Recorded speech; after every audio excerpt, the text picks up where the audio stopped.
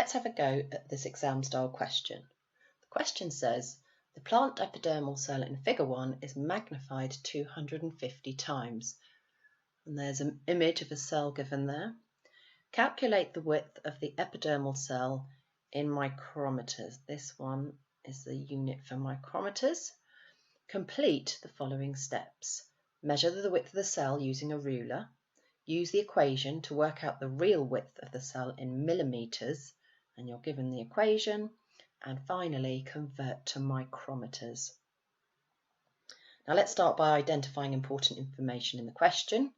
And I always like to start by looking for the command word. And I can see over here we've got the word calculate. And that command word means that we need to use the numbers given in the question to work out the answers. So let's look for what numbers we're given. And I can see up here in the first sentence it says the plant epidermal cell in figure 1 is magnified 250 times.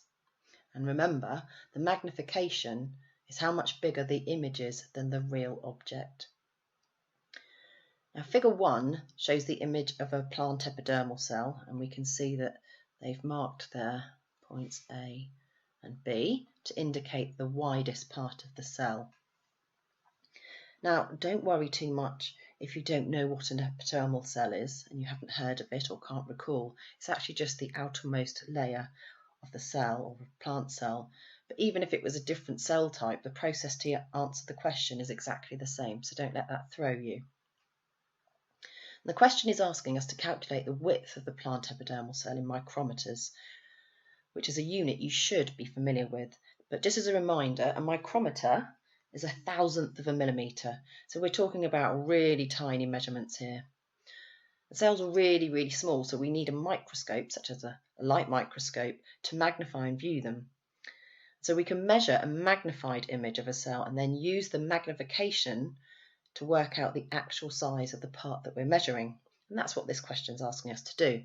So parts A, B and C of this question are taking us through the steps we need to go through to find out the width of this cell in micrometers.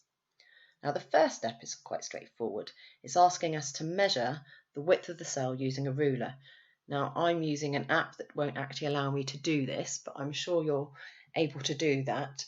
All you're going to need to do is hold up a ruler that's divided into millimeters and make sure you're carefully measuring from the end of this arrowhead here at A, so from there all the way across to B. Okay, now if you actually measure that, and I did beforehand, I found that it was 42 millimeters. Okay, so that's the answer that goes in here. So 42 millimeters is the width in figure 1. Okay, on to part B. Use the equation to work out the real width of the cell in millimeters. Okay, so what we're going to need to do here is do a bit of substitution. So we're given the equation, and so we know this bit here of the equation is asking us for the image size. So we've just measured that, haven't we? So I'm just going to write it over here. We know the image size is 42. It's always good to show your workings, I think. Okay, and we need to divide that by the magnification. And the magnification, remember, we had up here, didn't we? So that was 250. So I shall just write that in there.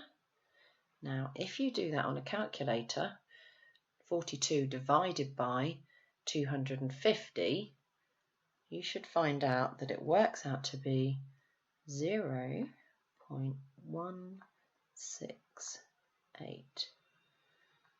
Now, so that's the real size that we've just worked out there in millimeters. So I need to remember just to put my answer over here, 0.168 millimeters.